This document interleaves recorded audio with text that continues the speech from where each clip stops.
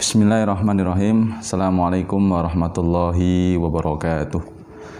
Alhamdulillahirrabbilalamin. Wassalatu wassalamu ala asrafil anbiya'i wal mursalin wa ala alihi wa sahbihi ajma'in. Asyhadu an la ilaha illallah wa asyhadu anna Muhammadan abduhu wa rasuluh. La nabiyya wa la rasula ba'dah. Ya ayyuhalladzina amanu taqullaha haqqa tuqatih wa la tamutunna illa wa antum muslimun. Waqala Rasulullah ittaqillaha haitsuma kunta wa adbi sayyatal hasanata tamhuha wa khaliqin nasa bi khuluqin hasanin. Amma ba'du, ayyuhal akhwatu fillah rahimani wa rahimakumullah. Ibu-ibu Majelis Baiti Jannati yang dirahmati Allah Subhanahu wa taala. Alhamdulillah, pertama kalinya senantiasa kita bersyukur kepada Allah Subhanahu wa taala atas limpahan kenikmatan dan karunia-Nya. Pada kesempatan hari ini kita bisa bermajelis melalui siaran di video yang semoga nantinya kita sama-sama bisa mengambil manfaat dari apa yang kita sampaikan ini. Yang kedua kalinya, selawat dan salam semoga selalu tercurah limpahkan kepada uswah hasanah kita, suri tauladan kita, Nabiullah Muhammad sallallahu alaihi wasallam, para keluarga, sahabat, tabi'in, tabi'ut tabi'in, dan orang-orang yang senantiasa istiqomah mengikuti petunjuknya, dan semoga kita termasuk umatnya yang mendapatkan syafaat kelak di yaumil akhir. Alhamdulillah, akhwatu fillah rahimani wa rahimakumullah.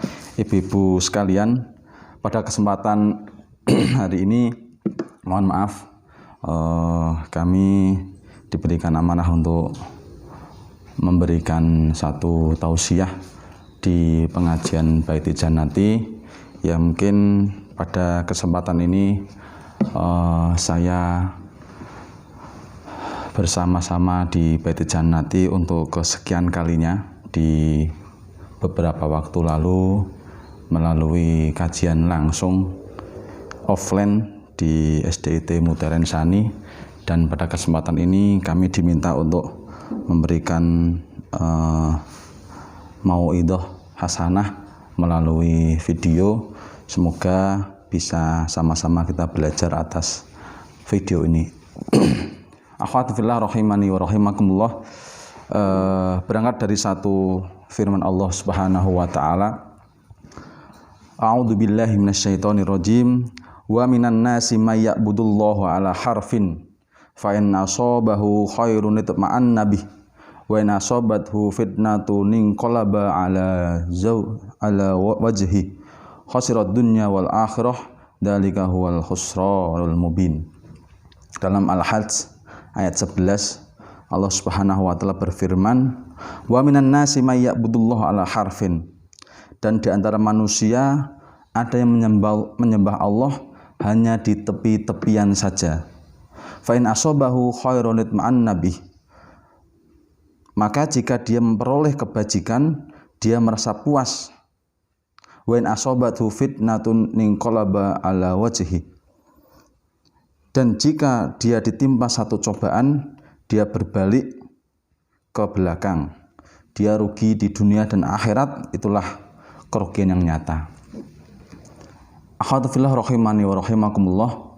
Tentunya kita sebagai seorang muslim harus punya prinsip dalam kehidupan kita sebagai konsekuensi dari keimanan kita kepada Allah Subhanahu wa taala, yaitu adalah loyalitas kita terhadap Islam, loyalitas kita terhadap keimanan kita, dan kita harus mau secara menyeluruh untuk mengakui syariat-syariat Islam ini adalah syariat-syariat yang benar dan tidak boleh meragukan sedikit pun.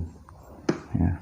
Dalam ayat ini Allah Subhanahu wa taala menyinggung bagi orang-orang yang beribadah hanya di tepi-tepian saja.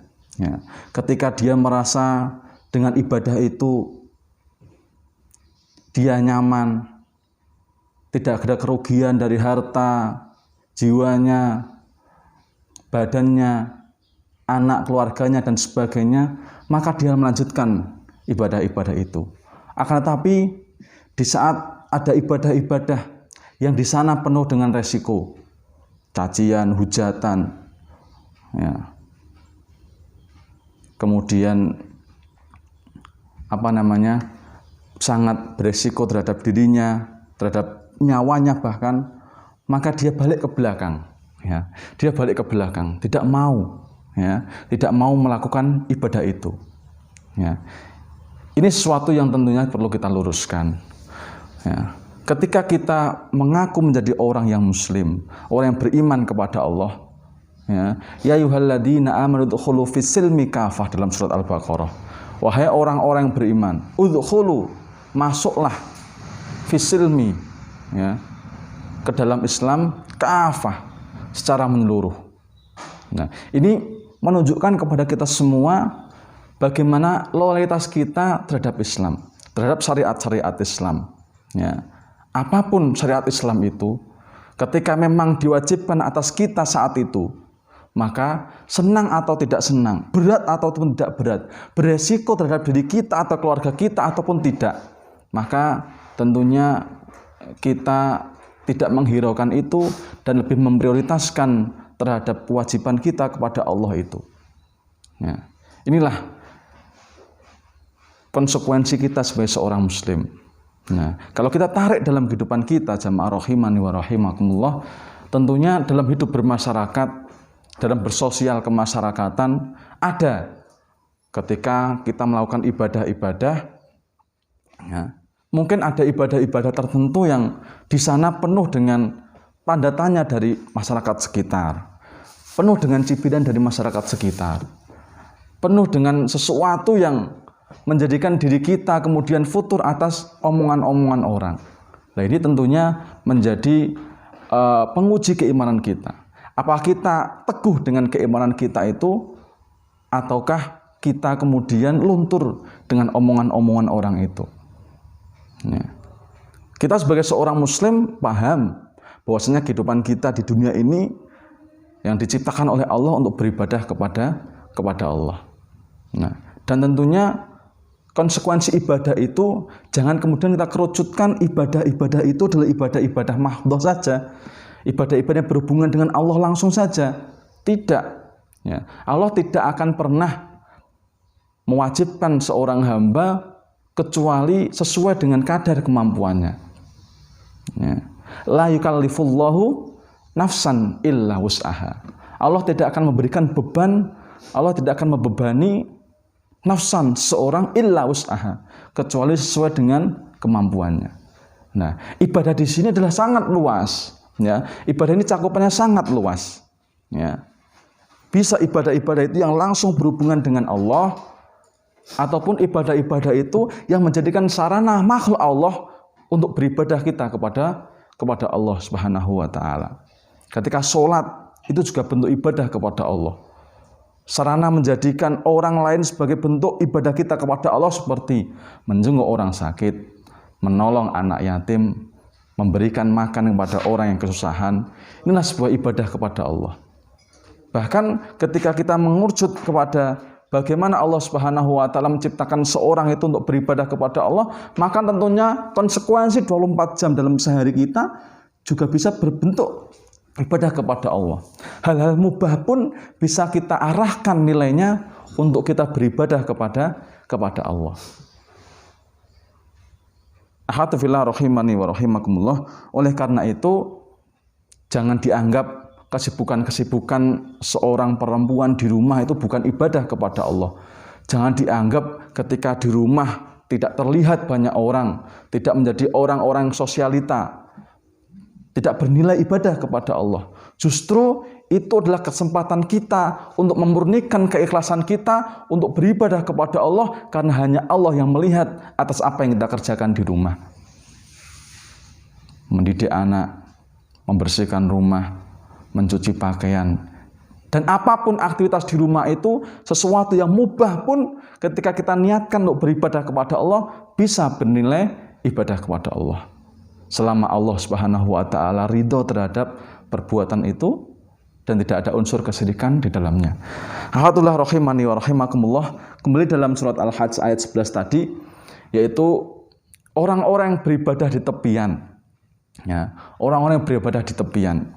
Ya, orang-orang yang menyembah Allah hanya pada sesuatu yang nyaman. Hanya kepada sesuatu yang tidak ada risiko. Bahkan di dalamnya ada unsur-unsur tertentu yang memberikan keuntungan pada dirinya ketika melaksanakan ibadah tersebut.